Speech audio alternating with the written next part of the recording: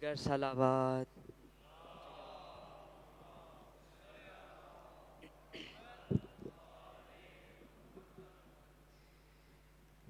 اعوذ باللہ من الشیطان الرجیم. بسم اللہ الرحمن الرحیم. کیونکہ وقت بہت تھوڑا سا ہے اس لیے میں کوشش کروں گا جلدی سمیٹنے کی. آئے ایک مظلوم ماں کو اس کے ننھے مجاہد کا پرسہ دیں.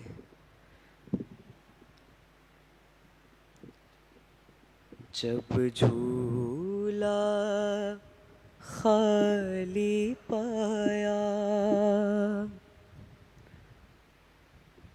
بانوں نے کہا رو رو کر میری جان کہاں ہو اصغر. جب جھولا خالی پایا بانوں نے کہا رو رو کر میری جان کہاں ہو اصغر. اے نور نظر اے لخت جگر قربان ہو تجھ پہ مادر.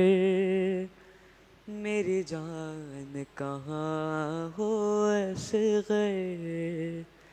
اے نور نظر اے لخت جگر قربان ہو تجھ پہ مادر.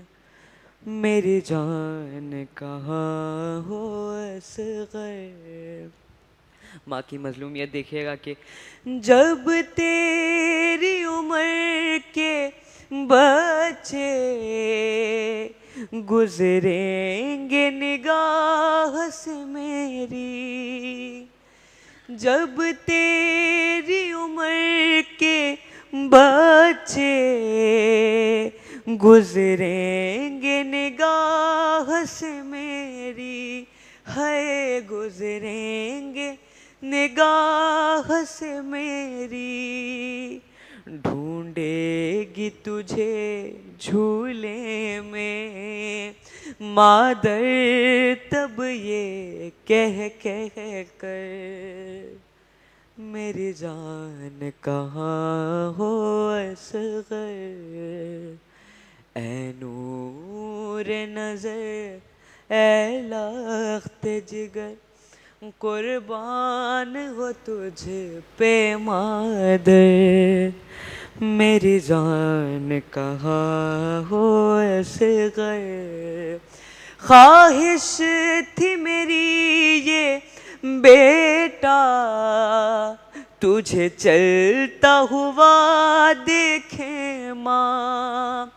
خواہش تھی میری یہ بیٹا تجھے چلتا ہوا دیکھے ماں.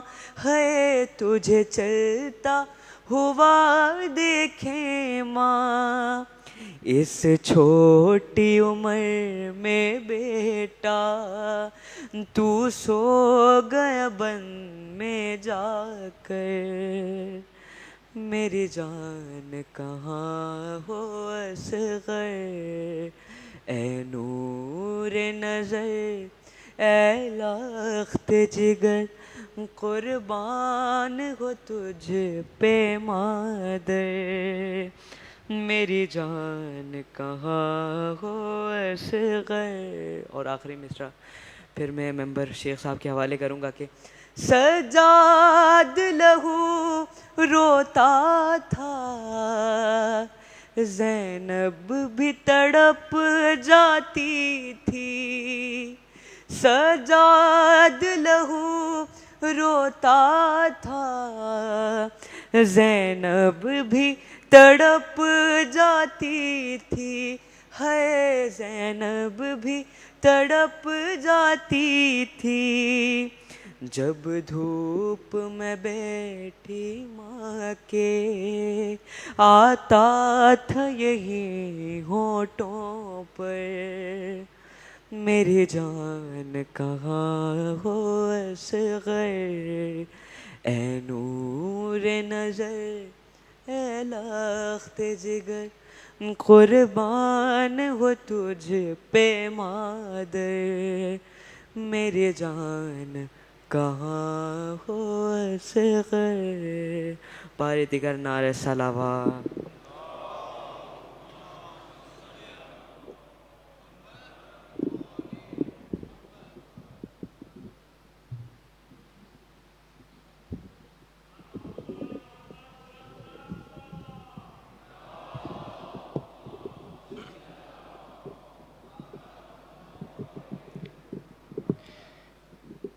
ایک اعلان ہے کہ 10 محرم کو نماز ظہرین کے بعد اعمال روز عاشورہ بجا لائے جائیں گے، جس کے بعد خطاب اور اس کے بعد فاقہ شکنی کا اہتمام ہوگا.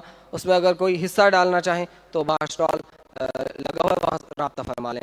اس کے علاوہ حجت الاسلام المسلمین استاد بزرگوار علامہ شیخ انور علی نجفی دامت برکاتہ العالیہ کے یہ قیمتی خطابات کہ جو یقیناً اس لائق ہیں کہ ان کو لکھا جائے، اگر آپ کو پی ڈی ایف فارم میں چاہیے تو باہر اسٹال پر اپنا نمبر اگر آپ لکھوا دیں گے تو آپ کو پی ڈی ایف فائل بھیج دی جائے گی. اس کے علاوہ آپ کی ٹرانسپورٹ کا جو یہ مسئلہ ہوتا ہے اس کو مد نظر رکھتے ہوئے یہ شیڈول بہت زیادہ اسٹرکٹ ہے، اسی وجہ سے ٹائملی اس کو شروع کیا جاتا ہے اور اس کے بعد ختم کیا جاتا ہے. اعلان ہے کہ مجلس کے بعد آج سے ماتمداری کا باقاعدہ انعقاد ہوگا. جن کو جلدی ہوتی ہے وہ تشریف لے جائیں، اور جو وہاں پر رک کر ماتمداری کر سکتے ہیں وہ اس عبادت کو بھی انجام دے کر جائیں. اور اس کے لیے اگر کوئی نوحہ خانی کرنا چاہتا ہے تو وہ بعد میں رابطہ کر لیں. تو میں بغیر کسی طول و تمہید کے درخواست گزار ہوں حجت الاسلام والمسلمین حضرت علامہ الشیخ انور علی نجفی دامت برکاتہ العالیہ کی خدمت میں کہ تشریف لائیں اور عشرہ محرم الحرام کی اس 5ویں مجلس عزا کا آغاز فرمائیں. بر محمد و آل محمد صلوات.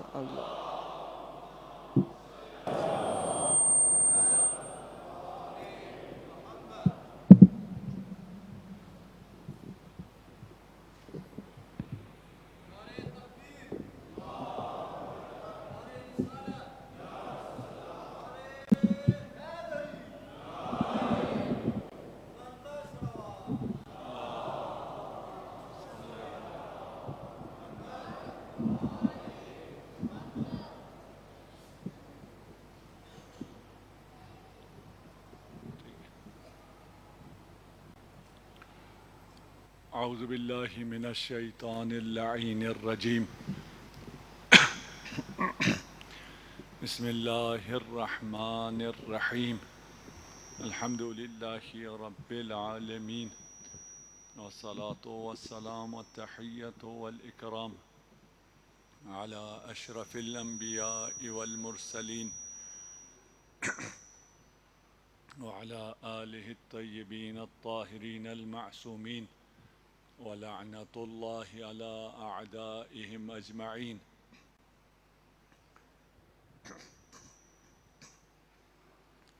اما بعد فقد قال اللہ تبارک وتعالی یا ایہا الذین آمنوا اتقوا اللہ وکونوا مع الصادقین. صلوات.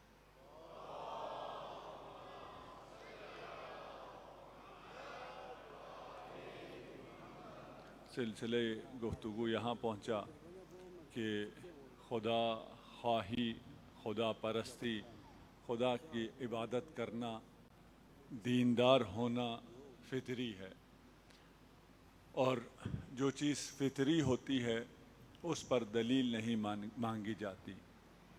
فطری ہے یا نہیں اس پہ دلیل مانگ سکتے ہیں. اور جب ہم یہ دعویٰ کرتے ہیں کہ خدا خواہی فطری ہے، خدا ترسی فطری ہے، اور تمام دینی معارف کی ابتدا خدا سے ہوتی ہے، اگر خدا نہ ہو، توحید نہ ہو، تو اس کے بعد کے مراحل بھی نہیں ہوتے ہیں. اور اگر کسی کی توحید صحیح نہ ہو تو اس کے بعد وہ منحرف ہو جاتا ہے، نہ کہ ہو سکتا ہے.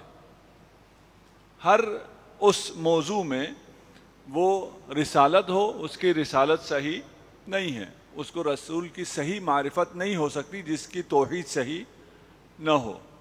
جس کی توحید صحیح نہ ہو اسے امامت کا شرف مل سکتا ہی نہیں ہے.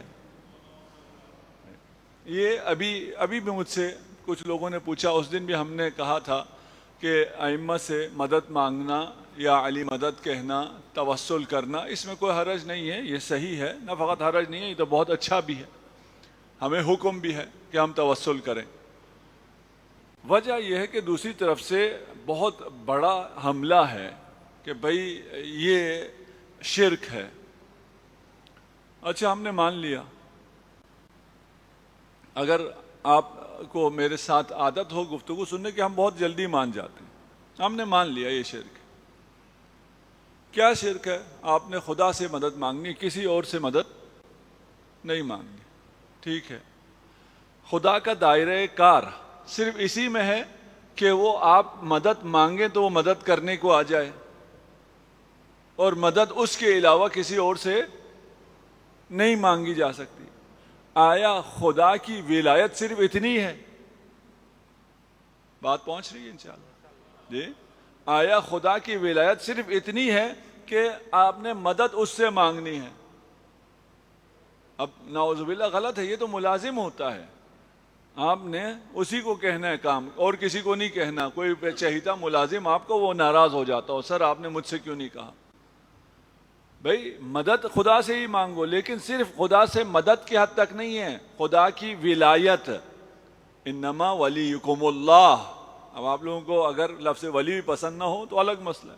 انما ولیکم اللہ, تمہارا ولی خدا ہے. اس کے بعد کون ولی ہے؟ رسول ہے. اس کے بعد کون ہے؟ خدا بتائے گا. یہاں کیوں یا اللہ مدد نہیں کہتے؟ حق حاکمیت خدا سے محروم کر دیتے ہیں. خدا کو حق حاکمیت نہیں ہے. حاکم تعین کرنے کا حق ہمیں خود ہے, جمہوریت ہے. ہم خود کہیں گے ہمارا امام کون ہے. تم کون ہوتے ہو یہ کہنے والے کہ تمہارا امام کون ہے؟ امام منسوب من اللہ ہوتا ہے, اللہ کی طرف سے ہوتا ہے. یہ بھی فطری ہے, ہر کسی کو پتا ہے. جس طرح خدا فطری ہے, اسی طرح معصوم کا امام ہونا بھی فطری ہے, عقلی ہے. ہر شخص کی عقل اس بات کو سمجھ سکتی ہے. تو آپ کہیں گے اچھا اگر فطری ہو تو پھر تو سب کے پاس ہونی چاہیے, کوئی ملحد ہونا ہی نہیں چاہیے, کوئی غیر امامی ہونا ہی نہیں چاہیے, تب بھی فطری ہوگا نا. جب سب کریں گے وہ فطری ہے. کھانا پینا فطری ہے, سب کھاتے ہیں.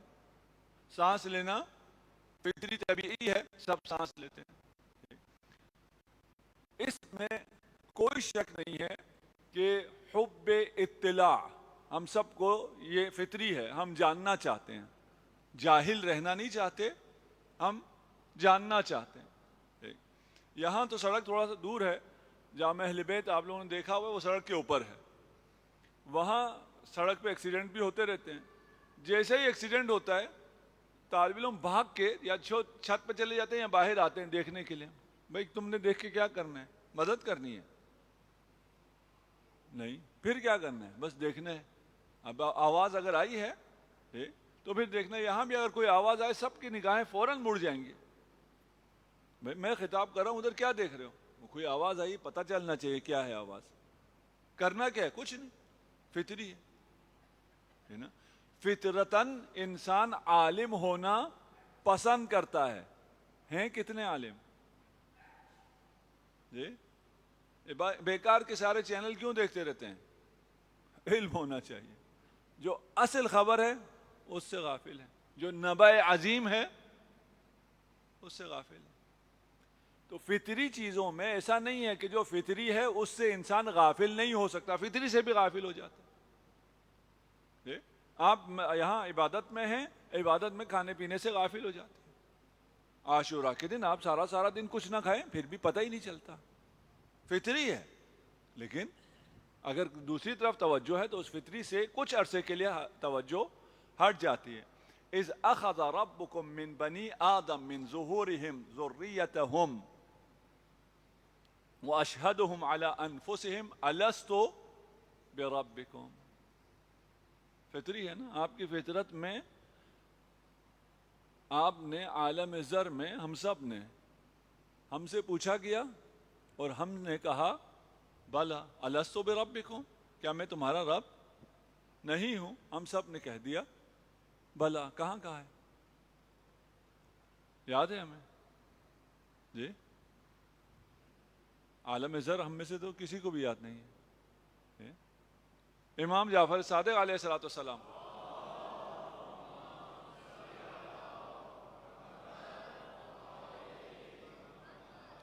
سے کسی نے پوچھا کہ یہ ہمیں تو یاد نہیں ہے. امام نے ارشاد فرمایا ثبت المعرفہ ونس الموقف، کہ تمہیں سبق یاد ہے لیکن کلاس روم بھول گئے ہو. ہم میں سے سب کو دو دو چار ہوتا ہے، یہ تو یاد ہے، سبق تو یاد ہے، لیکن یہ کس مس نے سکھایا تھا وہ بھول گئے. کہاں سیکھا تھا پتہ نہیں کہاں سیکھا تھا، لیکن درس یاد ہے. اسی طرح توحید کا درس یاد ہے، سارے انسانوں کو یاد ہے، لیکن کہاں سیکھا تھا، وہ عالم زر کیسا تھا وہ ہمیں یاد نہیں ہے. سائنس کے بغیر اگر آپ نہیں مانتے، سائنس میں ڈین ہیمر ہے، اس نے دی گاڈ جینز کتاب لکھی ہے کہ انسان کے جینز میں ایسے جینز بھی ہیں، ایک مجموعہ جین کا گروپ جو اس کا کام ہی خدا شناسی ہے.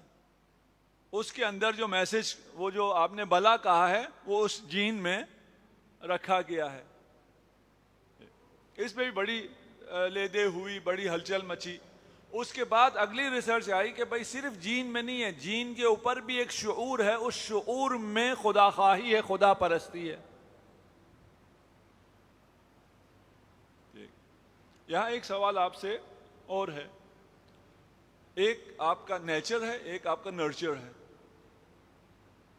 آپ کے جینز ہیں، آپ کی شخصیت 20%، 30%، 40%، 50%، جیسے بھی کہیں، اس کا اثر آپ کی شخصیت، آپ کے نیچر پہ ہے، آپ کے جینز پہ اوپر ہے کہ آپ بہادر ہوں گے، آپ دلیر ہوں گے، آپ کنجوس ہوں گے، آپ سخی ہوں گے، جو بھی ہے آپ کے جینز میں.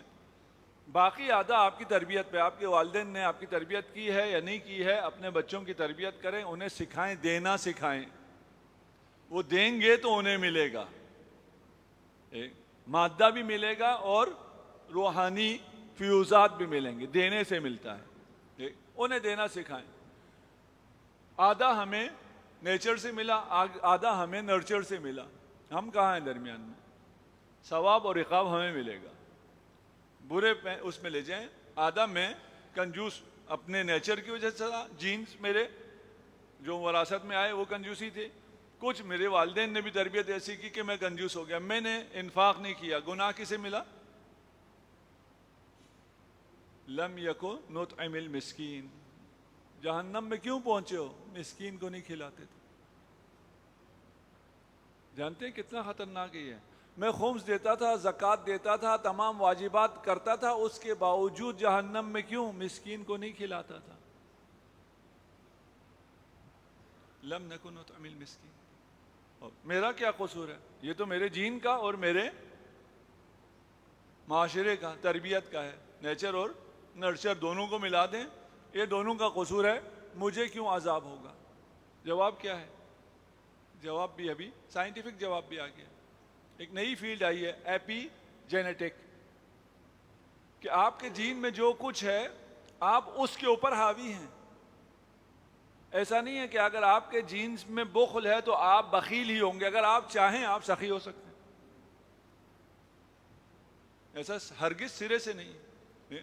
یعنی جو آپ چاہیں وہ ہو سکتے ہیں. یہ ہے آپ کے اندر سے ایک آواز آئے گی، نہ دو. آپ کی تربیت کی وجہ سے بھی آواز آئے گی، نہ دو. آخری فیصلہ کس نے کرنا ہے؟ دینے نے یا نہیں دینے کا؟ آپ نے خود کرنا ہے. اس لیے ثواب بھی آپ کو ہے، عقاب بھی آپ کو ہے. آپ کا کنٹرول ہے یا نہیں؟ آپ کا بالکل کنٹرول ہے. ابھی وہ بن گئے ہیں آلات، ایسے بن گئے ہیں، آپ اگر لگائیں اپنے ذہن پہ اور آپ ڈرون کو اڑاتے ہوئے کچھ بھی نہ کریں، صرف سوچتے رہیں اوپر اڑو، اوپر جاؤ، دائیں جاؤ، بائیں جاؤ، یہ کمانڈ منتقل ہو جاتی ہے. یہ کمانڈ کیسے منتقل ہوتی ہے؟ اس لیے کہ سائنسدانوں نے اس کی جینز کی آپس کی سیلز کی آپس کی لینگویج کو سمجھ لیا ہے. اس لینگویج کو یہاں سے وہاں ٹرانسفر کر دیتے ہیں. تو آپ کے جینز بھی آپ کا کمانڈ مانتے ہیں نا. جب وہ ڈرون آپ کا کمانڈ مان رہا ہے تو آپ کے جینز بھی آپ کے کمانڈ کو مانتا ہے. اگر کوئی مریض ہوں ان کو بھی میں کہتا ہوں بھائی آپ کو اگر آپ مریض ہیں آپ کہیں میں ٹھیک ہو گیا ہوں ٹھیک ہو جائیں گے. اگر آپ کو درد ہو رہا ہے آپ کہیں مجھے درد نہیں ہو رہا تو درد نہیں ہوگا. میں خود مریض رہا ہوں, 1.5 سال تقریباً ہاسپٹل میں رہا ہوں.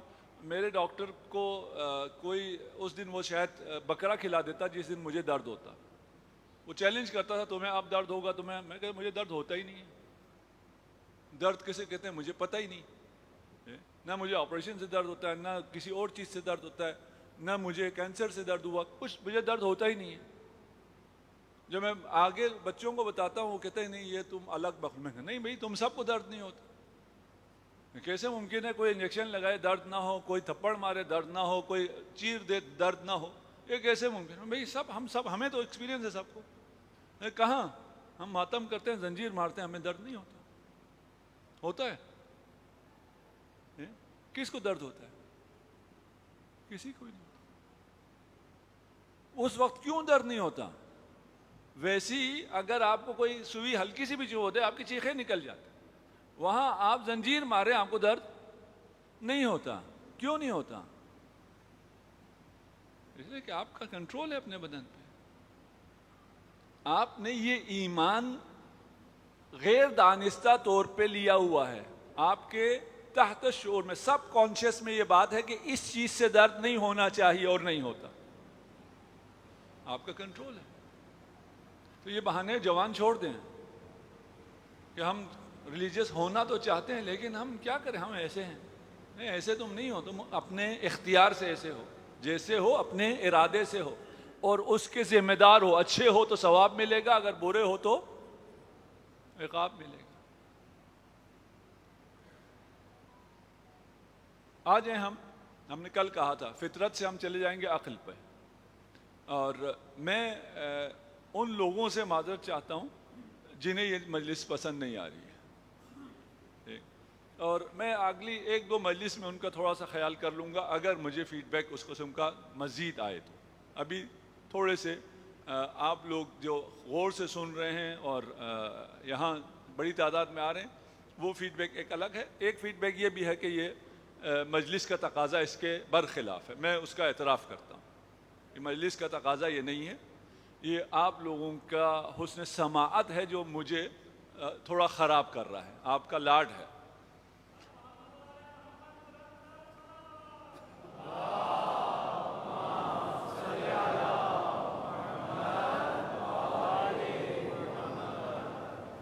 لیکن یہ میں بتا دوں کچھ باتیں ایسی ہیں ساری شاید آپ کے کام نہ آئیں, یا ساری ہر انسان کو ہر وقت ہر چیز اس کے دل پہ لگتی نہیں ہے, یا اس کو وہ کانسیپٹ کلیئر نہیں ہوتا. اگر یہ چیزیں کلیئر ہو گئیں تو آپ کے سارے مسائل آپ کے بھی حل ہوں گے, آپ کے اطراف میں موجود ان سب کے بھی مسائل حل ہوں گے, سارے مسائل حل ہوں گے. کچھ بنیادی چیزیں وہ حل نہیں ہوتی ہیں, مانتے تو ہم ہیں اور یہ خدا کا شکر ہے کہ خدا نے ہمیں یہ ایمان دے رکھا ہے. لیکن اگر وہ چیزیں حل ہو جائیں تو ہمارے ایمان میں ہر چیز پر جو ہمارا ایمان ہے اس میں بہت زیادہ اضافہ ہو جائے گا. اور آپ ان چیزوں کے ذریعے نہ فقط اپنا ایمان مضبوط کر سکتے ہیں, بہت سے لوگوں کو ایمان کی طرف دعوت دے سکتے ہیں. اس لیے کہ یہ علوم صرف در اہل بیت پر ملتے ہیں اور کہیں بھی نہیں ہیں. ہم ان علوم کو اگر ہم پیش نہ کریں تو کون پیش کرے گا؟ کس کی ذمہ داری؟ ہم اگر ہر جگہ آسان باتیں تو نہیں کرتے رہ سکتے. ہر سال جو ہم نے سن رکھی ہیں اس کو سننے میں آپ تھکے ہوئے آئے ہیں, سارا دن آپ نے کام کیا ہے, آپ کے لیے یقیناً یہ مشکل ہے کہ یہاں پر بھی ایسی باتیں شروع ہو جائیں جو سننا تھوڑا سا دشوار ہو. مجھے اس کی شکایت نہیں ہے کہ دشوار ہے, بلکہ بہت سے ایسے لوگوں کو بھی میرا جو ملے ہیں جو فیڈ بیک آیا ہے اس کی وجہ سے میرا تو جی چاہ رہا ہے اس کو میں بلند کر دوں یا مجھ سے بہتر آدمی یہاں آ کے اس سے بہتر باتیں یہاں کریں, کیونکہ مجمع بہت بہترین ہے. جو آپ کا سطح فکری ہے اس کے مطابق کسی بہتر انسان کو آنا چاہیے, نہ کہ یہ اس پہ ہم کہیں یہ مشکل باتیں ہو رہی ہیں. صلوات پڑھ دیجیے محمد و آل محمد.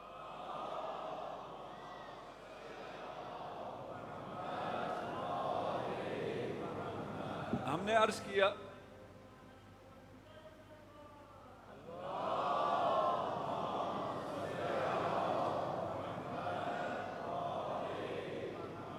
اگر ایتھسٹ ہونا ہے تو عقل کی خودکشی کرنی پڑے گی. اور بھی بہت سے لوگ عقل کی خودکشی کر کے وہ بنتے ہیں. ابھی ہم ان سب کو تو نہیں چھیڑ سکتے نا, سب سے تو جنگ نہیں کر سکتے. جیسے میں نے کہا سمجھ میں آ گیا, بات سمجھ میں آ گیا تو باقی اور بہت سے دروازے آپ کے لیے کھل جائیں گے. ہمیں یہاں بتانے کی ضرورت نہیں ہے کہ کون کون اور اپنی عقل کو چھوڑ کے سوچتے ہیں. سوچتے بھی کیا ہیں, پیچھے چل پڑتے ہیں بیٹھ چال. ہمیں عقل کو سمجھنا ہوگا. اگر عقل ہے آپ موحد ہیں, آپ کی عقل آپ کو خدا تک لے کے جاتی. اگر آپ خدا تک چلے گئے تو آپ کو قرآن بھی ملے گا, اہل بیت بھی ملے گی. آپ کو ثقلین ملے گا, ثقلین آپ کو لے کے حوض کوثر تک جائے. اس سفر کا لازمی حصہ یہ کہ آپ کے پاس عقل ہو. اسی لیے ہماری حدیث کی کتابوں میں پہلا جو باب ہوتا ہے, شروع جو ہوتا ہے, بسم اللہ جو ہوتی ہے, وہ کتاب عقل سے ہوتی ہے. ہم کتنے دور ہوں گے معارف اہل بیت سے کہ اہل بیت کی ابتدا عقل ہے اور ہم عقل پر ڈسکس بھی نہیں کرتے, یا ہمارے عقل پہ وہ بھاری گزرتا ہے. عقل ہے کیا؟ لغت میں عقل منع کرنے کو کہتے ہیں, حبس کو, منع کو, روکنے کو. کیوں؟ اس لیے کہ عقل آپ کو غلطی سے روکتی ہے, سیدھے راستے پہ رکھتی ہے. اس لیے عقل کہتے ہیں. اعقلھا وتوکل, یہ سنا ہوا ہوگا اس حدیث کو, مشہور حدیث ہے کہ پہلے پاؤں باندھو اس کے بعد توکل کرو. یہ ترجمہ کیا جاتا ہے جو غلط ترجمہ ہے. ٹھیک ہے, اعقلھا وتوکل ہے, اس کے پاؤں باندھو توکل کرو, بعد میں نہیں ہے. معمولاً ہم یہ ترجمہ یہ کرتے ہیں پہلے پاؤں باندھو بعد میں توکل کرو. پاؤں کس طرح باندھو گے؟ اگر خدا پہ توکل نہ ہو تو پاؤں باندھ سکتے ہو کسی چیز کے؟ یعنی ہم جب کہتے ہیں کہ یہ مقدمات انجام دو تو اس کا مطلب یہ نہیں ہوتا, احادیث میں بھی ہے کہ اپنے ارادے میں قوی ہو جاؤ, اس کا مطلب یہ نہیں ہوتا کہ پھر بھروسہ اپنے ارادے پہ ہے. نہیں, بھروسہ خدا پہ ہے, لیکن خدا پہ بھروسہ ہونے کا مطلب یہ نہیں کہ میں اپنا ارادہ قوی نہ کروں, میں اپنا ول پاور سٹرونگ نہ کروں, میں اپنے پاور پہ اعتماد نہ کروں. یہ معنی نہیں ہے. یہ جو مجھے ارادہ دیا ہوا ہے, یہ طاقت دی ہوئی, یہ بھی اللہ نے دی. اعقلھا, پاؤں باندھو اور پھر نہیں ہے, پاؤں بھی باندھو اور توکل بھی کرو. یہ عقل سے نا عقل. عقل, عقل کیا باندھنے کو کہتے ہیں, منع کرنے کو کہتے ہیں, بھاگے نہیں تاکہ گمراہ نہ ہو. روایات میں کیا ہے, ان العقل اقال من الجہل, عقل آپ کو جہل سے روکتی ہے. العقل اصل العلم, علم کی اصل عقل ہے. عقل ہے تو علم ہے, عقل نہیں ہے تو جہل ہے, وہ علم ہی نہیں ہے. امام جعفر صادق علیہ الصلوۃ والسلام سے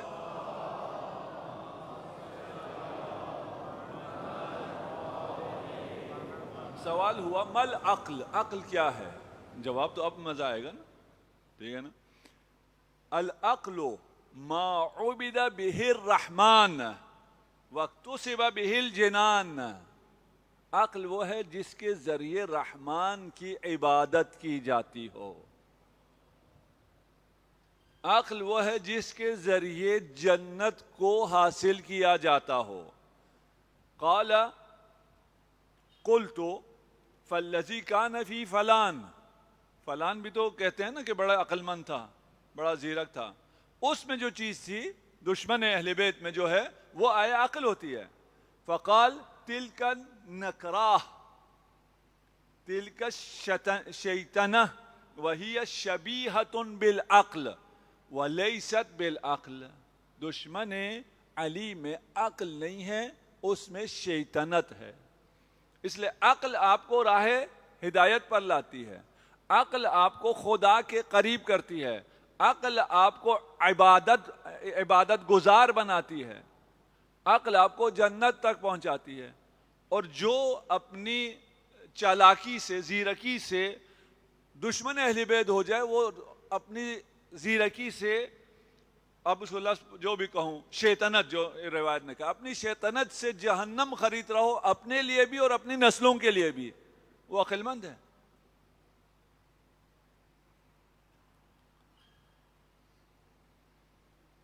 دوسری روایت پیش کر رہا ہوں. لما خلق اللہ العقل، جب عقل کو خدا نے خلق کیا تو عقل کو نطق دیا. نطق دینے کے بعد اسے کہا اقبل فاقبل، ثم قال له ادبر فادبر، اسے کہا آگے آؤ، وہ آگے آیا. اسے کہا پیچھے جاؤ، وہ پیچھے چلا گیا. عقل مند وہ ہے جو دیکھے خدا کا حکم کیا ہے، آگے جانے کا حکم ہے آگے چلا جائے، پیچھے جانے کا حکم ہے پیچھے چلا جائے. خدا نے عقل کو امتحان یہی کیا نا، کہا آگے آؤ آ گیا، کہا پیچھے جاؤ چلا گیا. ثم قال وعزتی وجلالی ما خلقت خلقا هو احب الی منک، میں نے کوئی مخلوق ایسی پیدا نہیں کی جو مجھے تجھ سے زیادہ محبوب ہو. وما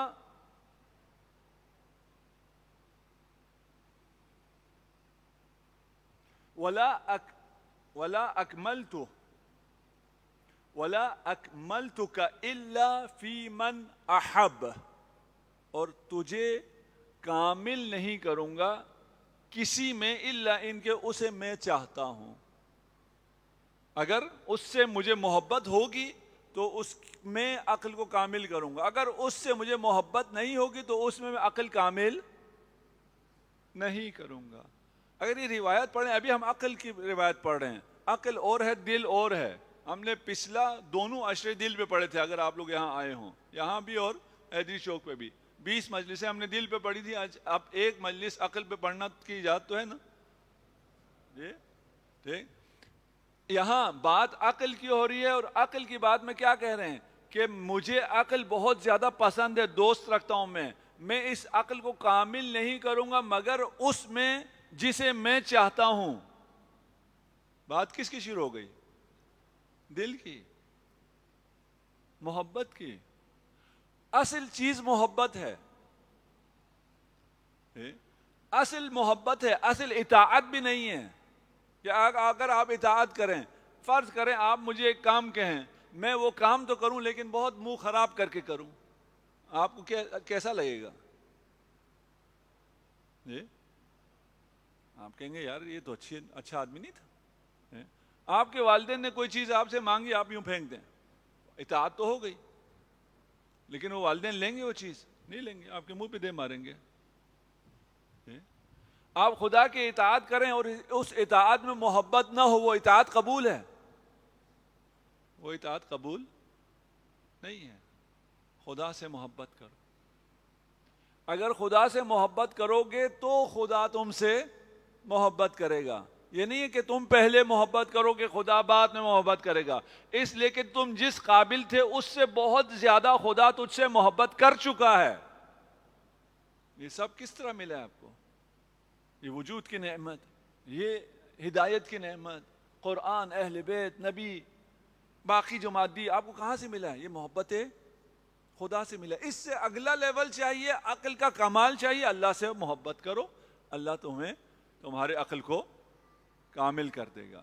اما انی ایاک آمر و ایاک انہا، میں عقل کے ذریعے، یہ کامل جب ہو جائے گا، اسی عقل کے ذریعے تمہیں حکم دوں گا اور اسی عقل کے ذریعے تمہیں روکوں گا. اگر عقل نہیں ہے تو انسان مکلف نہیں ہے، تکلیف نہیں ہے، اس پہ کوئی چیز واجب نہیں ہے، خدا اس سے کچھ چاہتا ہی نہیں ہے.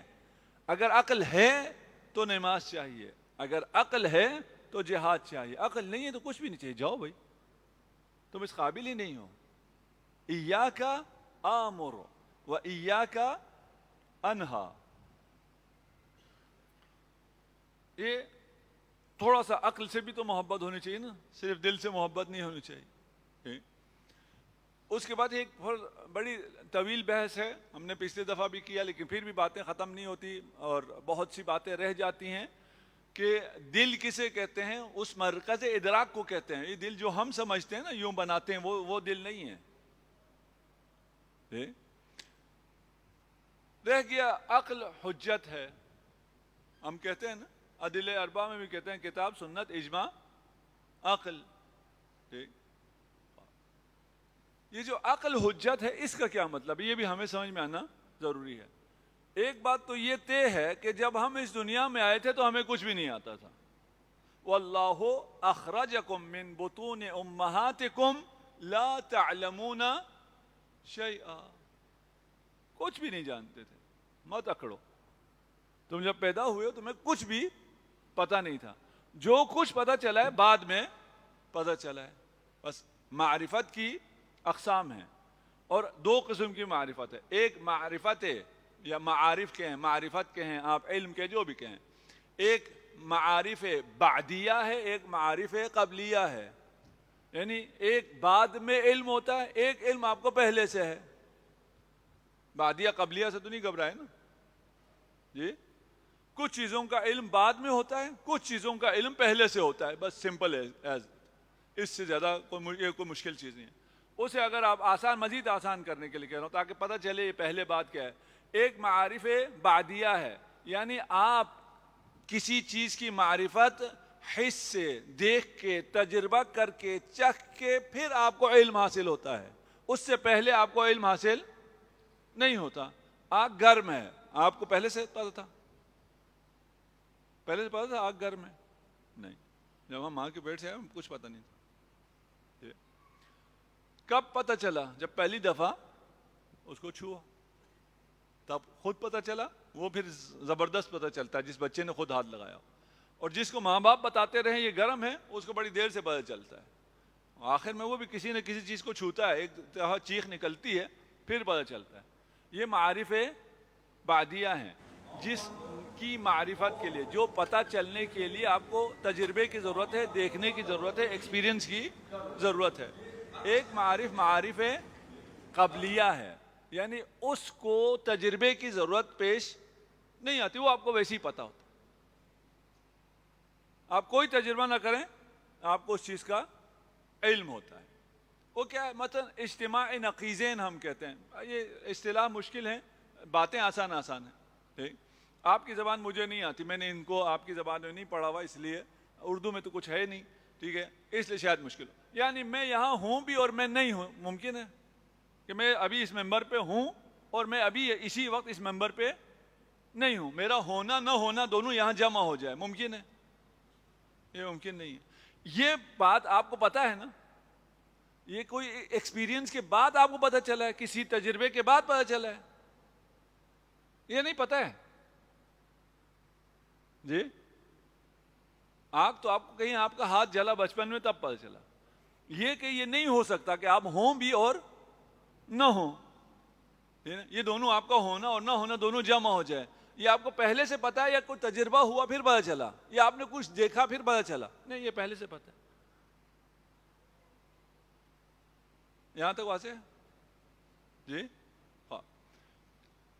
اب اگر کوئی کہے کہ یار مجھے دلیل دو کہ یہ کیسے ناممکن ہے کہ یہ ایک صاحب یہاں ہوں بھی اور نہ ہوں, یہ کیسے ناممکن ہے, مجھے اس بات پہ کوئی دلیل چاہیے. آپ دلیل دیں گے؟ آپ کہیں گے پاگل ہو یار, تمہیں اگر یہ بھی سمجھ میں نہیں آتا میں اور یہ کیسے سمجھاؤں تمہیں. میں صرف یہ کہہ سکتا ہوں نا, سبب مسبب, کاز ایفیکٹ. اگر یہ ہوا آ رہی ہے تو کوئی پنکھا چل رہا ہے, مجھے پنکھے کو دیکھنے کی ضرورت نہیں ہے.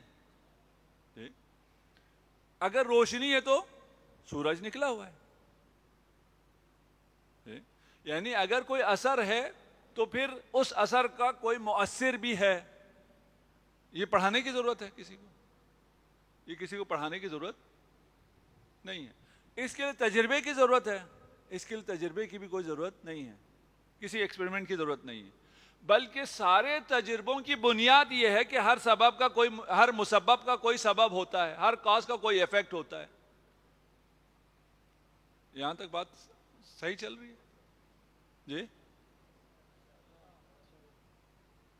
زیادہ خاموشی ہو گئی, اب تو مجھے پریشانی ہو رہی ہے. صلوات پر جے محمد و آل محمد.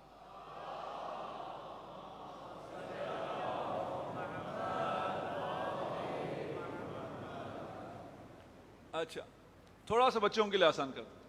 بچہ بیٹھ کے اپنا کارٹون دیکھ رہا ہے, بابا آئے گھر پہ, چینل بدل دیا, بچے کو پتہ نہیں ہے بابا آئے ہیں, فوراً مڑ کے دیکھے گا, کہے گا بابا, چینل دیکھ کے بتائے گا یہ بابا نے چینج کیا یا ماما نے چینج کیا. پتہ چل جاتا ہے نا. کہاں سے پتہ چلتا ہے اس کو؟ پتہ ہے یار, یہ جب چینج ہوا تو کسی نے بٹن دبایا, کوئی آیا نہیں آیا اس کو کیسے پتہ چلتا ہے؟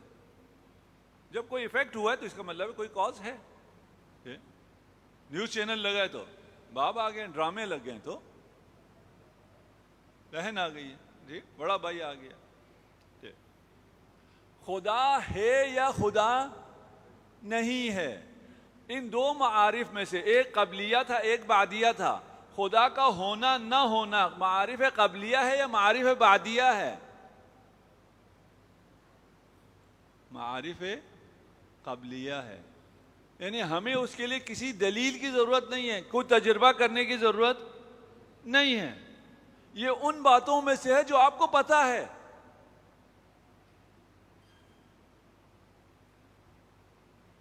خدا نے قرآن میں کہیں بھی نہیں کہا میں ہوں, کوئی آیت نہیں ہے. لا الہ الا اللہ, اللہ کے علاوہ کوئی اور معبود نہیں ہے. اللہ معبود ہے یہ تو نہیں کہا. کیوں نہیں کہا؟ یہ تو تمہیں پتہ ہے نا.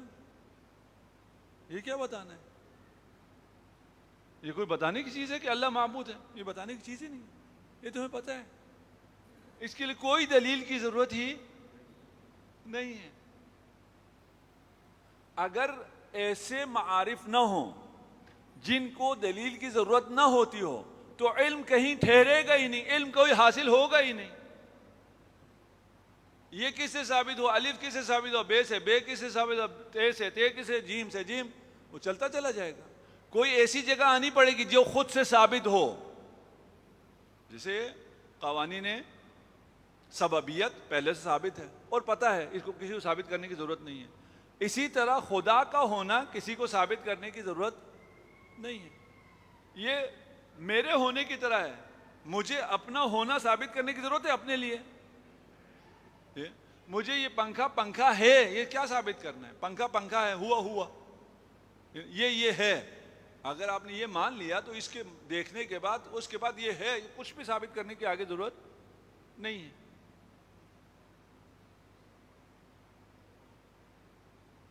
پتہ نہیں آسان ہوا یا مشکل ہوا؟ ٹھیک ہے نا. ہمارے حساب سے تو بہت آسان ہو گیا. کیا آسان ہو گیا؟ آسان یہ ہوا کہ خدا کا ہونا کوئی ایسی بات ہی نہیں ہے جس کو ثابت کرنا پڑے, جس کے لیے آپ کو 10 دن لگانا پڑے, اتنا آپ کو اوپر نیچے کرنا پڑے, پتہ نہیں کیا کیا لانا پڑے, اور پھر آپ ہم پہ ثابت کر کے خدا ہے. بھئی خدا کا ہونا اظہر من الشمس ہے. خدا پہ کے ہونے پہ کسی دلیل کی ضرورت ہی نہیں ہے. ہم سب کو یہ بات معلوم ہے. تبھی تو جو باور میں پھنس جاتا ہے, جو بالکل بھی نہیں مانتا, وہ بھی کسے پکارتا ہے؟ آپ سے پوچھ کے پکارتا ہے کہ یار تم کسی خدا کی عبادت کرتے تھے, وہ کون ہے, میں اسے پکاروں؟ کسی سے پوچھنے کی ضرورت نہیں ہے, فوراً خود پکار لیتا ہے. اس کو پتا ہوتا ہے کہ میں نے کس کو پکارنا ہے. قرآن کی جتنی آیات ہیں, جتنی بھی آیات قرآن میں ہیں, کچھ آیات ایسی ہیں جو ہمیں سمجھ میں دیر سے آتی ہیں, وہ الگ مسئلہ ہے.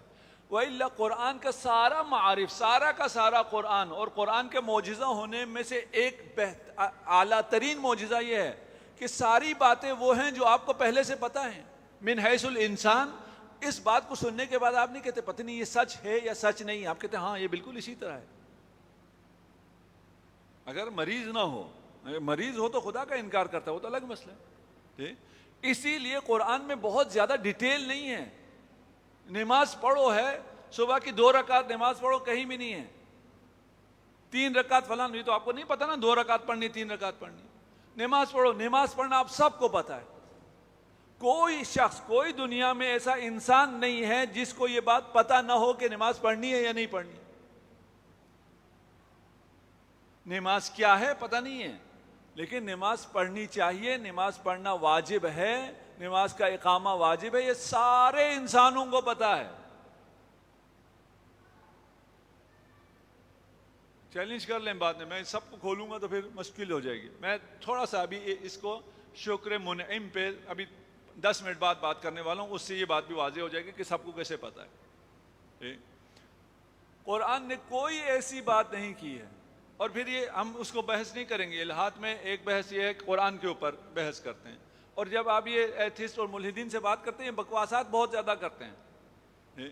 آپ وہ کیا آپ بحث کریں گے تو وہ کہیں گے تمہارا امامہ سفید کیوں ہے سیاہ کیوں نہیں ہے, اس پہ الجھانے کی کوشش کریں. بھائی تم نے کیا کرنا ہے, ہمارے تم امامے سے تمہارا کیا رابطہ لیں, تم خدا کی بات کر رہے ہو نا, خدا کی بات کرو. خدا کی بات کرو گے باقی ساری چیزیں وہ ہو جائیں گی. یہ عقل کی خودکشی کرتے ہیں, اس کے بعد ایتھسٹ ہوتے ہیں. ہم عقل کو بھی مانتے ہیں اور ان کی بھی کچھ باتیں مانتے ہیں. اگر قرآن میں جو کچھ ہے وہ ہمیں پہلے سے پتا ہے, اگر خدا کا ہونا بھی ہمیں پہلے سے پتا ہے, اگر ہماری عقل ایسی عظیم چیز ہے جسے ہر چیز کا پتا ہے, پھر رسولوں کی کیا ضرورت ہے, پھر قرآن کی کیا ضرورت ہے, پھر نبوت کی کیا ضرورت ہے.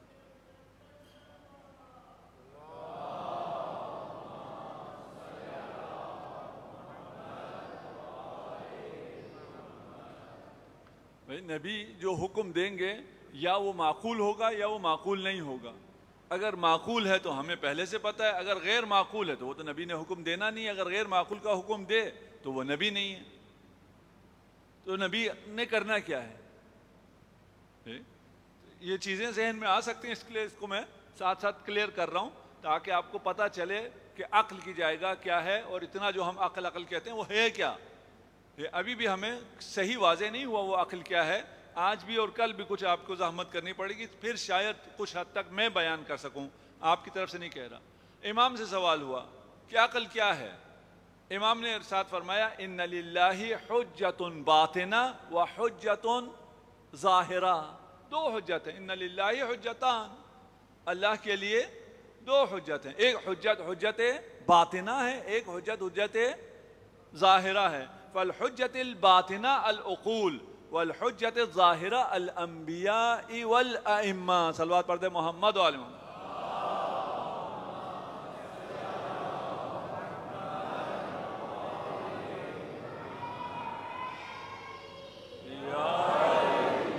ماشاءاللہ ماشاءاللہ, مجھے آپ کی صلوات سے میرے جان آ گئی. میں تو سمجھ رہا تھا شاید آپ لوگ بور بیٹھے ہوئے ہیں.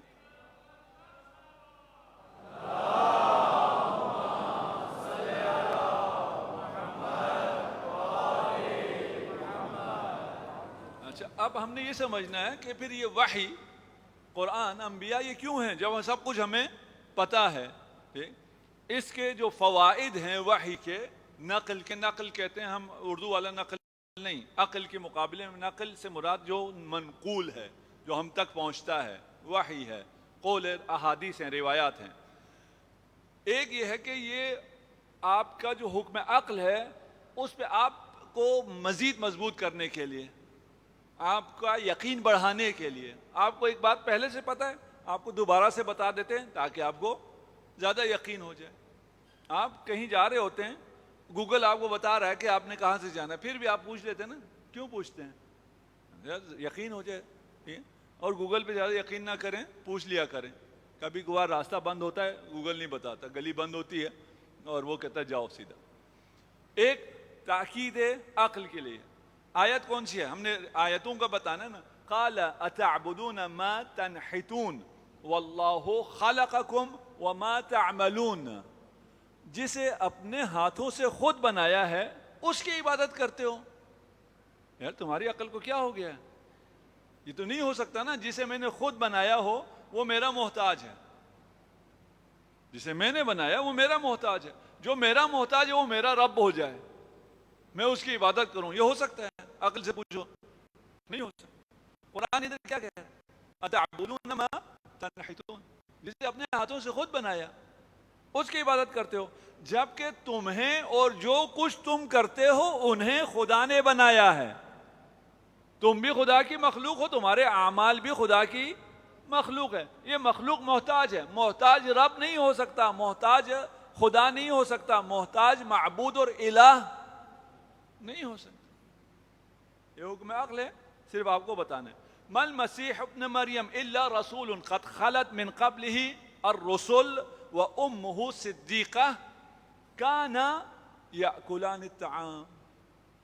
تم مسیح کو اور حضرت مریم کو رب مانتے ہو, وہ تو کھانا کھاتے تھے. جو کھانے کا محتاج ہے وہ رب ہو سکتا ہے, وہ رب نہیں ہو سکتا. یہ تو آپ کی عقل کو پتہ ہے, پہلے سے پتہ ہے. جو پہلے سے پتہ ہے وہی آپ کو دوبارہ بتایا جا رہا ہے. میں نے پہلے کہا تھا نا, قرآن میں کوئی ایسی چیز نہیں ہے جو آپ کو پہلے سے پتہ نہ ہو. اور قرآن پہ جو اعتراض کرتے ہیں اور کچھ سورے بنا کے انہوں نے آج کل وہ کیے بھی ہیں, یہ کہ اگر آپ کے پاس سورہ کوثر ہے تو ہمارے پاس یہ سورہ ہے, آپ کا فلان سورہ. یہ قرآن کا اعجاز صرف الفاظ میں نہیں ہے. اعجاز قرآن جو اس جیسا نہیں لا سکتے, صرف الفاظ نہیں ہیں کہ اس کے نزدیک کے الفاظ جوڑ دو. الفاظ بھی ہیں اور معانی بھی ہیں. کوئی ایسی بات اس خوبصورت پیرائے میں کرو جو قیامت تک چیلنج نہ ہو سکتی ہو. یہ بات کون کر سکتا ہے؟ ایسی بات کرو جو سب صاحبان اولو الالباب کو صحیح فوراً سمجھ میں آ جائے, سب اس کی تصدیق کریں, الا جن کو مرض ہے, جو مریض ہیں, ذہنی نفسیاتی مریض ہیں. دوسرا یہ ہے کہ تنبیہ کرنا. آپ کو ایک چیز ہے, پتہ ہے, لیکن آپ کو اس میں ضرورت ہے کہ آپ کو بتایا جائے. آپ کو یہ جتنی چیزیں مل رہی ہیں, اب الیکشن نزدیک آ گیا ہے تو یہ مختلف پارٹیاں آپ کو بتائیں گی کہ ہم نے کیا کیا تھا آپ کے لیے. آپ کو پتہ ہے کس نے کیا کیا ہے, یا پھر آپ سے وعدے کریں گے کہ ہم نے آئندہ آپ کے لیے کیا کرنا ہے. سنوریہم آیاتنا فی الآفاق وفی انفسہم حتی یتبین لہم انہ الحق اولم یکفی بربک انہ علی کل شیء شہید. یہ آفاق و انفس آپ روز دیکھ رہے ہیں اور اللہ کی نشانیاں ہیں. اور اب جو آپ آفاق دیکھ رہے ہیں اور انفس دیکھ رہے ہیں وہ کسی نے پہلے نہیں دیکھا. اس کی قدر کرنی چاہیے. جو سائنس آپ کو آفاق اور انفس دکھا رہا ہے اس کو دیکھنا چاہیے. اس کو دیکھنے کے بعد جو ایک غفلت ہے اس غفلت کو ختم کر رہے ہیں کہ یہ کس کی آیات ہیں, یہ کس کا شاہکار ہے, تم کس کے شاہکار ہو. تم خود خدا کا عظیم ترین معجزہ ہو, ایک ایسا یونیک معجزہ ہو جس جیسا آج سے پہلے بھی خلق نہیں ہوا, آج کے بعد بھی کوئی خلق نہیں ہوگا جیسا آپ خلق ہوئے ہیں. ہر فرد کتنی محبت سے خدا نے بنایا ہے, کتنی توجہ سے خدا نے آپ کو بنایا ہے. آپ عام ہیں, انسان ہیں, آپ کوئی عام مخلوق ہیں. آپ جانور سے تبدیل ہو کے انسان بن گئے, اتفاقاً بن گئے نہیں. خدا نے اس توجہ سے بنایا ہے کہ آپ جیسا کوئی دوسرا انسان نہ پہلے کبھی آیا ہے نہ قیامت تک کوئی آئے گا.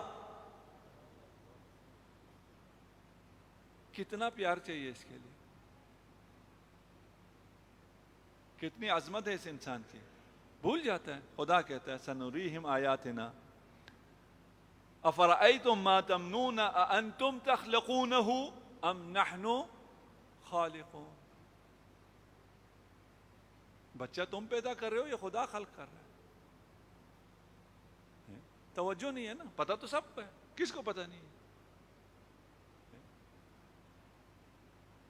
امام جعفر صادق علیہ الصلوۃ والسلام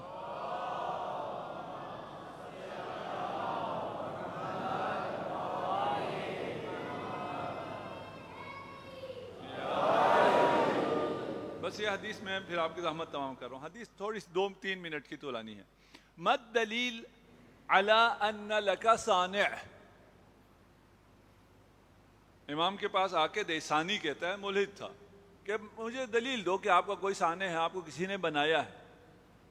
امام نے ارشاد فرمایا وجدت نفسی, میں تو ہوں نا, اس میں تو شک نہیں ہے نا, آپ تو ہیں, میں ہوں. جب میں ہوں تو یا میں نے خود اپنے آپ کو بنایا ہے یا کسی اور نے مجھے بنایا ہے. اگر میں نے خود اپنے آپ کو بنایا ہے تو جب میں اپنے آپ کو بنا رہا تھا تب میں یا تھا یا نہیں تھا. یا اپنے آپ کو میں نے بنایا ہے؟ دیکھیں عقل نہ ہو اور در اہل بیت سے ہٹ جائیں تو مسلمانوں کی کتابوں میں لکھا ہوا ہے، یہ حدیث موجود ہے اور اس کو ابھی تک رکھا ہوا ہے، ڈیلیٹ کر دینا چاہیے تھا نا غلطی سے اگر کسی نے ڈال دیا تو. لکھا کیا؟ جب خدا نے اپنے آپ کو خلق کرنے کا ارادہ کیا. امام آپ کے اس عقل کو بیدار کر رہے ہیں، کہتے ہیں خدا نے جب اپنے آپ کو خلق کرنے کا ارادہ کیا تو ایک گھوڑے کو پیدا کیا. یہ جو عقل سے آری روایتیں وہ بیان کر رہا ہوں، ہاں امام کی بات نہیں ہے یہ در اہل بیت سے ہٹنے کی وجہ سے جو روایتیں وہ بیان کر رہا ہوں. خدا نے جب اپنے آپ کو پیدا کرنے کا ارادہ کیا تو ایک گھوڑے کو خلق کیا، پھر اس گھوڑے کو دوڑایا، وہ گھوڑا دوڑا، اس کو جب پسینہ آیا اس کے پسینے سے خدا نے اپنے آپ کو خلق کر لیا. نعوذ باللہ. پرچہ ہونا چاہیے توہین خدا کا یا نہیں؟ اس پہ یہ کتاب بین ہونی چاہیے نہیں ہونی چاہیے؟ خدا سے تو کسی کا کوئی تعلق ہی نہیں ہے. سب کو یہ ہے کہ فلاں کی توہین نہ ہو، فلاں پتہ کیسا معاشرہ عجیب سا ہو گیا. یہاں بھی امام کہہ رہے ہیں یہ عقل سے پیدل ہے نا، خدا نے اپنے آپ کو خلق کرنے کا. یہ کہہ رہے ہیں یا میں نے اپنے، امام ارشاد فرما رہے ہیں اس دہری سے، یا میں نے اپنے آپ کو خود خلق کیا ہے یا کسی اور نے مجھے خلق کیا. اگر میں نے اپنے آپ کو خود خلق کیا ہو تو میں جب اپنے آپ کو بنا رہا تھا اس وقت میں تھا یا نہیں تھا؟ اگر میں تھا تو مجھے اپنے آپ کو بنانے کی ضرورت نہیں ہے. اگر میں نہیں تھا، جو نہیں ہے، نتھنگ ہے، وہ کسی کو بنا نہیں سکتی ہے. یہ تو نہیں ہو سکتا. پھر کیا ثابت ہو گیا؟ کسی نے مجھے بنایا ہے. وہ جو کسی نے مجھے بنایا وہ مجھ جیسا کوئی مجھے بنا سکتا ہے؟ مجھ جیسا محتاج مجھے بنا سکتا ہے؟ مجھ جیسا ممکن مجھے بنا سکتا ہے؟ نہیں بنا سکتا. کون بنائے گا؟ وہ بنائے گا جو قادر ہے، مطلق ہے. مجھے میرے رب نے بنایا.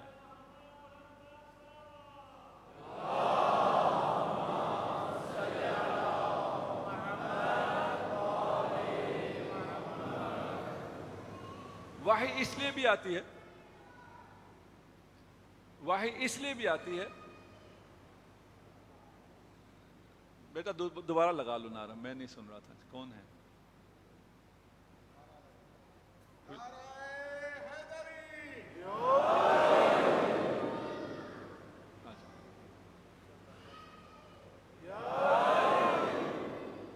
جزاکم اللہ. اچھا، ابھی ہم نے عقل کو بہت اوپر چڑھا دیا، بہت ہی زیادہ اس کو معراج دے دی. اس کو اب تو آپ کی عقلیں پتہ نہیں کہاں سیر کر رہی ہیں اور بس سب کچھ ہم پتہ نہیں کیا ہو گیا. وحی کا ایک فائدہ یہ ہے کہ آپ کو بتائیں آپ کی عقل کی حد کہاں تک ہے. آپ کو لگے میرے عقل یہ کہہ رہا ہے، وہی بتائے گا نہیں یہ حد یہاں تک ہے، اس سے آگے تم نہیں جا سکتے ہو. وحی کا اگلا فائدہ یہ ہے کہ کچھ باتیں آپ کی عقل میں آتی ہی نہیں ہیں، آپ کے ماورائے عقل ہے، آپ کے عقل سے مافوق ہیں. وہ آپ کو کون بتائے گا؟ وہ آپ کو وحی بتائے گی. نماز تو پڑھنی ہے، یہ تو آپ کا عقل بھی کہتے ہے کہ خدا کی عبادت کرنی ہے، ٹھیک، لیکن جب خدا کی عبادت کیسے کرنی ہے مجھے تو نہیں پتا. خدا کس عبادت سے خوش ہوتا ہے یہ بھی مجھے نہیں پتا. یہ سب میں نے خدا سے پوچھنا ہے. اگر خدا جیسا کہے وہ کروں تو وہ عبادت ہے، اپنی طرف سے کسی عبادت میں اضافہ کروں تو وہ عبادت نہیں ہے، وہ بدعت ہے. میں کسی عبادت میں اپنی طرف سے کوئی اضافہ نہیں کر سکتا. اب میں بھول گیا میں کتنے بجے ممبر پہ بیٹھا ہوں، اس لیے میں اپنی بحث تمام کر لوں. اجازت ہے انشاءاللہ. جنہوں نے ماشاءاللہ کہا انہیں وہ باقی چھوڑیں گے نہیں جب باہر جائیں گے. صلوات پڑھ دیجیے محمد و آل محمد.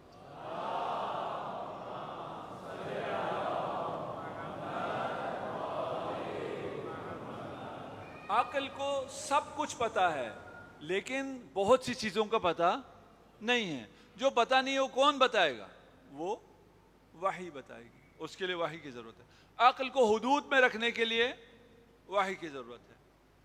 اب مسئلہ یہ آ جاتا ہے آج کل جوانوں میں زیادہ ہے کہ اچھا میوزک سننا حرام ہے. جی حرام ہے. کیوں حرام ہے؟ ہمیں آپ جسٹیفیکیشن دیں، آپ ثابت کریں. میری عقل نہیں مانتی ہے. اس سے کیا ہوتا ہے تھوڑا سا یوں کرنے سے؟ یہ بچہ بھی سنتا ہے تو خوش ہو جاتا ہے، جو یہ تو فطری ہے جی، یہ تو روح کی غذا بھی ہے. میں ہمیشہ کہتا ہوں یہ جو روح کی غذا کہتے ہیں وہ روح کو مانتے نہیں ہیں. جو آپ کو یہ بتاتے ہیں نا کہ موسیقی روح کی غذا ہے وہ خود روح کو ہی نہیں مانتے. وہ ہمیں کیا پڑھاتے ہیں؟ موسیقی روح کی غذا ہے. اب جی ہمیں کہتے ہیں سمجھاؤ اور اس کی ریزننگ دو, اور اس کو جب ہمیں سمجھ میں آئے گا تو ہم گانے نہیں سنیں گے, اس سے نہیں تو ہم گانے سنتے رہیں گے. ہماری عقل کہتی ہے گانے سنو, اس کا کیا کریں؟ ٹھیک. احکام جو ہیں وہ 3 طرح کے ہیں. ایک مستقلات عقلیہ, میں اب ان کو اس میں زیادہ نہیں جاتا, میں جلدی نکل جاؤں گا. کچھ احکام ایسے ہیں جو عقل کو پتہ چلتا ہے. ظلم کرنا حرام ہے, قبیح ہے, عقل کو پتہ چلتا ہے, کچھ بتانے کی ضرورت نہیں ہے. کچھ احکام ایسے ہیں جو کچھ پتہ چلتا ہے کچھ پتہ نہیں چلتا. کچھ احکام ایسے ہیں عقل کو کچھ پتہ نہیں چلتا. نماز 3 رکعت پڑھنی ہے مغرب, عقل کو کیا پتہ؟ پھر کیوں پڑھنی ہے؟ تعبدی ہے. تعبدی کا کیا مطلب ہے؟ جو مولا کہ وہ چپ چاپ مان لو, کوئی چون چرا نہ کرو. میوزک حرام ہے, نہیں سمجھ میں آتا پھر بھی حرام.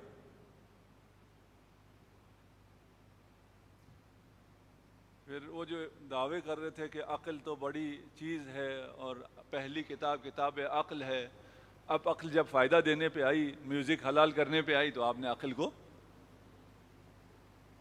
سائیڈ لائن کر دی. کیا ہی نہیں کیا جی.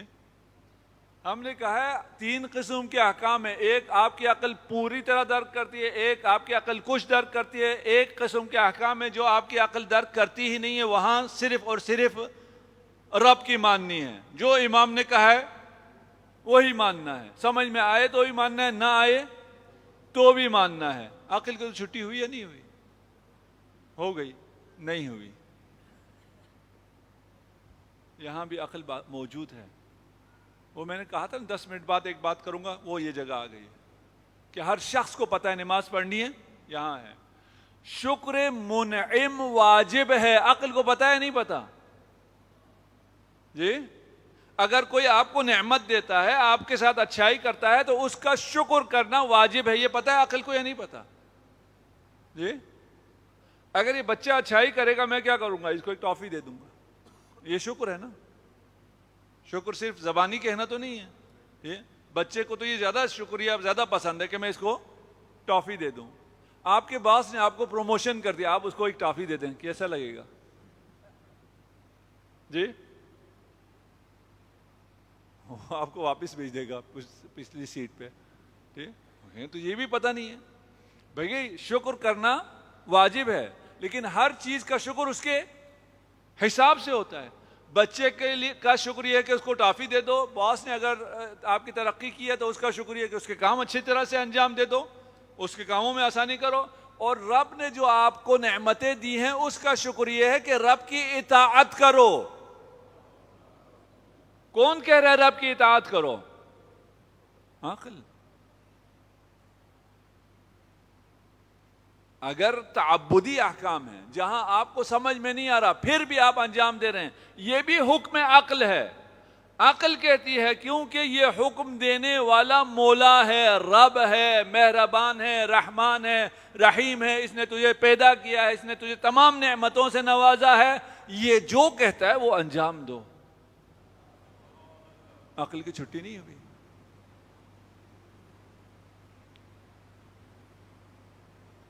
اور اگر میں شکر منعم نہ بجا لاؤں,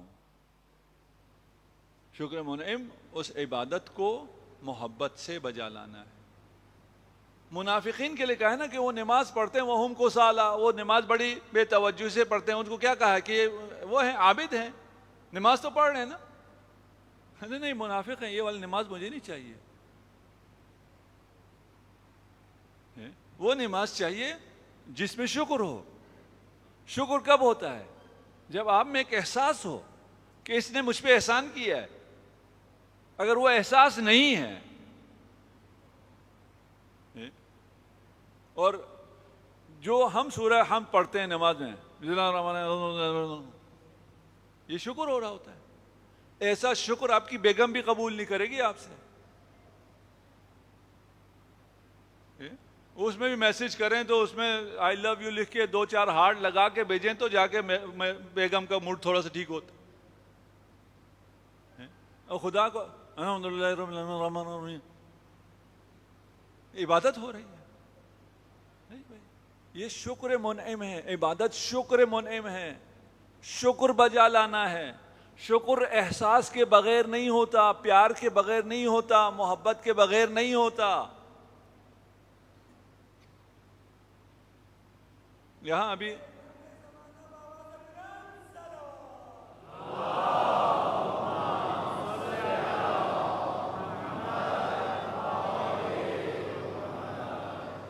قاری صاحب تلاوت کر رہے تھے، اور یہاں اگر آپ چاہیں، علماء بھی ہیں، قراء بھی ہیں، جو اپنی حمد اور سورہ اپنی قراءت کو ٹھیک کرنا چاہتا ہو وہ یہاں رہنمائی لے سکتا ہے۔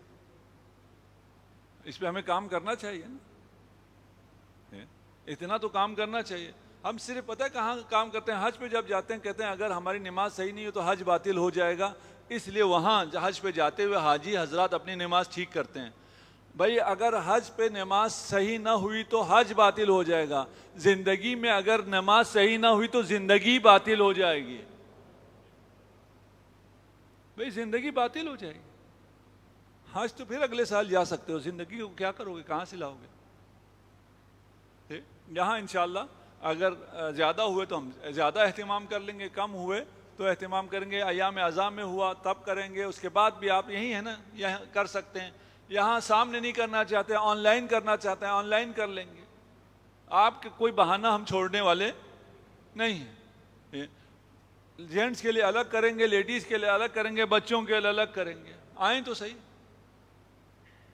خدا سے اپنا تعلق خوبصورت تو بنائیں، اور جب آپ کو خوبصورت حمد کی قرات کرنی آئے گی تو آپ کو نماز میں بھی مزہ آئے گا۔ آپ کی اس نماز میں نہ خدا کو مزہ آ رہا ہے نہ آپ کو مزہ آ رہا ہے، یہ کیا نماز ہے؟ انشاءاللہ خدا ہمیں نماز گزاروں میں قرار دے۔ آج جس شہید کا ذکر کرنا ہے وہ خوش نصیب ہے جسے امام نے خط لکھ کر بلایا ہے۔ اس کا مطلب یہ ہے کہ زمانے کا امام ہمیں بھی خط لکھ سکتا ہے، ہمیں بھی بلا سکتا ہے۔ ہمارے اعمال ایسے ہونے چاہیے کہ زمانے کا امام ہمیں بھی بلائے، ہمیں بھی طلب کرے، ہمیں بھی خط آئے۔ خط آیا من حسین ابن علی الى رجل فقیہ حبیب ابن المظاہر، جسے امام حسین فقیہ کے ہیں۔ اللہ اکبر۔ لقد نزلنا بکربلا، حبیب ہم کربلا میں اتر گئے ہیں، ہم غریب ہو گئے ہیں۔ من الغریب الی الحبیب، ایک غریب امام کی طرف سے حبیب کو خط جاتا ہے۔ حبیب نے خط پڑھا، زوجہ کو بتایا امام کا خط آیا ہے۔ کہا کیا کرو گے؟ کہا اب تو میں بوڑھا ہو گیا ہوں۔ زوجہ نے کہا پھر مجھے تلوار دو، میں امام کی نصرت کو جاتی ہوں۔ حبیب نے کہا کہ اگر میں چلا گیا کربلا تو عبید اللہ تمہارا گھر جلا سکتا ہے۔ کہا کوئی بات نہیں۔ کہا اگر میں وہاں مارا گیا ہو سکتا ہے تمہیں بعد میں قیدی بنایا جائے۔ مومنہ بولی پھر تو جلدی جاؤ، کہیں ایسا نہ ہو کہ اشقیاء زینب کو قیدی بنا لے۔ اجرکم علی اللہ۔ حبیب روانہ ہوئے، گھوڑا پہلے خادم کے ساتھ، غلام کے ساتھ شہر سے باہر تھا۔ حبیب کو پہنچنے میں تھوڑی دیر ہو گئی۔ غلام گھوڑے سے کہہ رہا تھا اے اسب باوفا تو فکر نہ کر، اگر حبیب نہ آیا تو میں تجھ پر سوار ہو کر حسین کی نصرت کو جاؤں گا۔ حبیب نے کہا حسین تجھ پر کیا غربت آ گئی کہ غلام بھی تجھ پر ترس کھا رہے ہیں۔ حبیب جب کربلا پہنچے تو ہر تھوڑی دیر بعد کربلا میں ایک کاروان آتا تھا، ایک قافلہ آتا تھا۔ زینب پوچھتی تھی کون آیا؟ کہتے تھے لشکر یزید میں اضافہ ہوا۔ جب پتہ چلا کہ ایک شخص لشکر حسین کی طرف بھی آیا ہے تو فضہ سے کہا جا کر حبیب کو میرا سلام کہہ دو۔ فضہ آئی، حبیب سوار تھے، حبیب سے کہا شہزادی سلام کہتی ہے۔ حبیب نے جیسے سنا سواری سے اترے، خاک اٹھا کر اپنے سر پر ڈالی، اللہ رے مظلومیت زینب، یہ وقت بھی آ گیا، شہزادی غلام کو سلام دے رہی ہے۔ اجرکم علی اللہ۔ حبیب کوئی معمولی انسان نہ تھا، حبیب صحابی رسول خدا ہے۔ حبیب نے امیر المؤمنین کے ساتھ جنگیں کی ہیں، حبیب نے زہرائے مرضیہ سے احادیث سنی ہیں، حبیب نے امام حسن مجتبیٰ کے ساتھ زندگی کی ہے، حبیب نے کربلا میں جام شہادت نوش کیا ہے، حسین کی نصرت کی ہے۔ کوئی ایسی سعادت نہیں ہے جو حبیب کو نہ ملی ہو۔ ایک عالم نے حبیب کو خواب میں دیکھا، عالم مکاشفہ میں دیکھا، کہا حبیب تیری تو ساری حسرتیں پوری ہو گئی، کوئی حسرت تو تیرے دل میں باقی نہ رہی ہوگی۔ حبیب نے کہا ایک حسرت میرے دل میں ابھی باقی ہے۔ پوچھا وہ کیا حسرت ہے؟ کہا کربلا میں حسین سے پہلے شہید ہو گیا، مجھے حسین پر گریہ کرنے کا موقع نہ ملا۔ میرے دل میں یہ حسرت باقی ہے کہ میں فرش عزا پر بیٹھ کر حسین ابن علی پر گریہ کرتا۔ میں عرض کروں گا حبیب ہم تیری نیابت میں گریہ کرتے ہیں، تو ہماری نیابت میں امام کی زیارت کر۔ اجرکم علی اللہ۔ حبیب نے داد شجاعت دی، شہید ہو گئے، تمام شہداء کے سر تن سے جدا کیے گئے، نیزوں پہ سوار کیا گیا، اور جب یہ کاروان کوفہ سے گزر رہا تھا، حبیب کا بیٹا قاسم آیا اور جس کے پاس سر تھا اس سے کہا کہ یہ سر میرے حوالے کر دو، یہ میرے باپ کا سر ہے۔ اس نے کہا میں نہیں دوں گا، مجھے شام سے انعام لینا ہے۔ کہا جتنا انعام لینا ہے مجھ سے لے لو، یہ میرے باپ کا سر ہے، مجھے سر دے دو۔ جب اس نے انکار کیا، قاسم چلا گیا، اپنے چند دوستوں کے ساتھ واپس آیا، حملہ کر کے سر کو چھینا، سر ہاتھ میں لے کر سید الساجدین کے پاس سے یہ کہتے ہوئے گزرا جس کا جوان بیٹا زندہ ہو اس باپ کا سر نو کے نیزہ پہ بلند نہیں ہو سکتا۔ سید الساجدین کی آنکھوں میں آنسو آ گئے، نظر حسین پر کی، فرمایا بابا کہتا تو سچ ہے لیکن وہ بیٹا کیا کرے جس کے گلے میں توق، ہاتھ میں ہتھکڑیاں۔